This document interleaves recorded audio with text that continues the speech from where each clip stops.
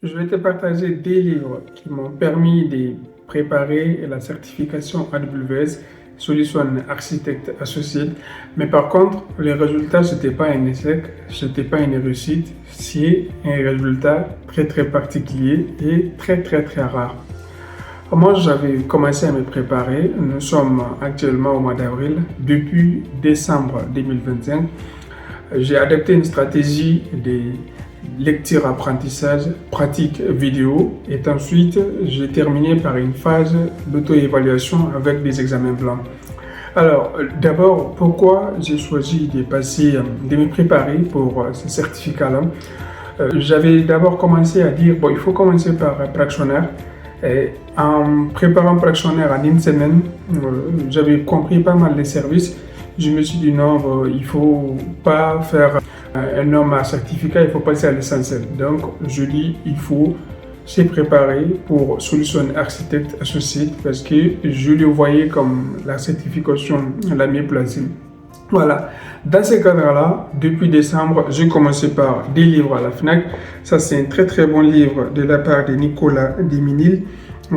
Gérer vos plateformes, votre infra sur la plateforme Cloud AWS. C'est un très bon livre de 300 et quelques pages, si je ne me trompe pas.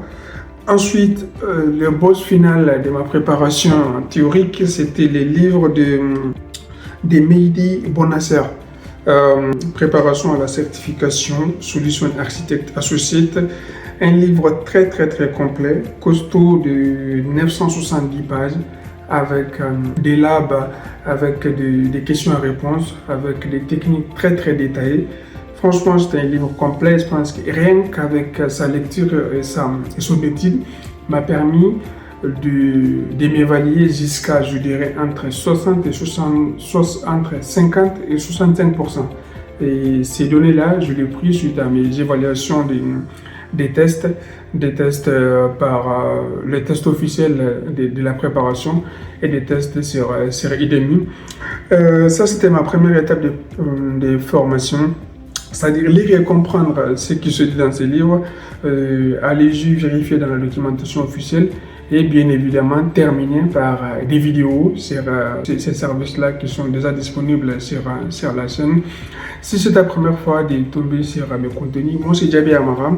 Ici on parle et on partage des ressources utiles sur l'IT, des ressources autour du développement personnel et du management. Du coup, je te parlais du fait que j'avais essayé de faire la certification Solution Architect. Rien qu'avec la lecture et l'étude de ces deux livres, je peux dire c'est minimum entre 20 et 30 heures de travail, chose qui n'a pas été suffisante. Je continue aussi avec des vidéos sur chaque service, essayer de faire une comparaison. Ensuite, au moment où je me suis senti prêt, je dis bon, là maintenant, qu'est-ce qu'on fait? On pense qu'on est prêt et comment le savoir? J'ai acheté un abonnement, j'ai pris un abonnement sur SkillBuild. Dans cet abonnement-là, j'avais la possibilité de faire un examen blanc. Cet examen blanc, je l'ai essayé plusieurs fois. J'ai vu que j'étais bien. Les premières tentatives, j'ai eu 56. Il faut savoir, il faut avoir minimum 71 pour l'examen officiel, 71 ou 72% pour être certifié Solution Architect. Mais la manière dont les questions sont évaluées, ça, c'est sous la responsabilité de l'évaluateur, c'est pas à votre possession. Voilà. La deuxième étape que j'ai fait, j'ai créé du contenu autour des services utiles au début, mais à la fin, c'était tellement intense que je n'avais plus le temps de me préparer des contenus pour les partager sur ma chaîne. Heureusement que je vais continuer à partager des choses autour de cette évaluation-là. Alors, la première étape, c'était d'étudier ces livres-là à fond. La deuxième étape, c'était de créer des contenus. La troisième étape, c'était de passer des examens blancs. Série Udemy, j'ai acheté la série d'examens blancs de Stéphane Marac et c'est une série de 6 examens blancs. Je l'ai essayé plusieurs fois jusqu'à avoir 90% dans chaque examen à peu près. La moyenne doit tourner autour de 80-90%. j'ai compris comment évaluer les affirmations, comment choisir la bonne archi en fonction des services, en fonction du contexte.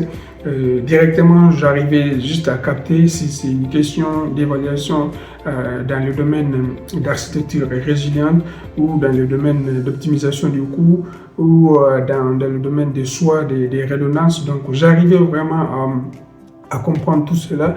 Donc, le jour de l'examen arrive et j'étais déjà prêt, j'ai testé que toute ma connexion fonctionne bien, mes équipements avec un PC, des redondants au cas où ça ne fonctionne pas correctement. J'avais tout prévu et figure-toi que je n'ai pas pu même rentrer dans la phase d'examen, dans la phase d'évaluation. Pourquoi? Parce que je devrais faire un check-in que je n'avais pas fait. En gros, j'avais choisi une vidéo du fait que au moment où j'aurai un échec, je vais partager cette vidéo. Au moment où j'aurai une réussite, je vais partager cette vidéo. Et aucune de ces vidéos-là vont être partagées parce que c'était pas un échec, c'était pas une réussite, mais c'était une no-show, c'est-à-dire une absence à mon examen. Pourquoi? Parce que je devrais faire un check-in et moi, j'ai cru avoir tout compris. C'était un dimanche le 29 mars. Je me suis dit, bon, c'est bon, tout est bon. Le check-in, c'est à partir de 15h30. En fait, il fallait faire le check-in avant 15h30. Donc, mon examen, c'était à 16h. Et c'était là depuis 15h30, essayer de lancer l'examen, ça ne fonctionnait pas. Et je ne comprenais pas. Je dis, bon, vu que c'est à 16h, ça va se lancer officiellement à 16h. Pas du tout. Donc, je me suis retrouvé à préparer, mais l'avantage que je tirais dans cette préparation-là, c'est que j'ai bien compris, il y a vraiment pas mal de choses à travers ces livres, à travers les examens blancs, à travers le contenu de la documentation. J'ai bien compris en fait où est-ce qu'on peut choisir quel service et pourquoi. Et ensuite, la chose que j'avais vraiment du mal à comprendre, je pense que ça se dit à la tradition qu'ils utilisent, c'est en fait, souvent, ils ont tendance à dire en lecture tout seul, réplica Aurora, dans une autre région. Bon, ça, il n'y avait pas du tout de grosse distinction entre les deux propositions. En fait, c'est des propositions de savoir est-ce que je dois activer la multi-AZ pour la base Aurora ou est-ce que je dois activer en lecture tout seul. Et souvent, j'avais vraiment du mal aussi à faire un choix entre Elastic Cache pour Redis ou des DAX, c'est-à-dire l'accélérateur pour DynamoDB.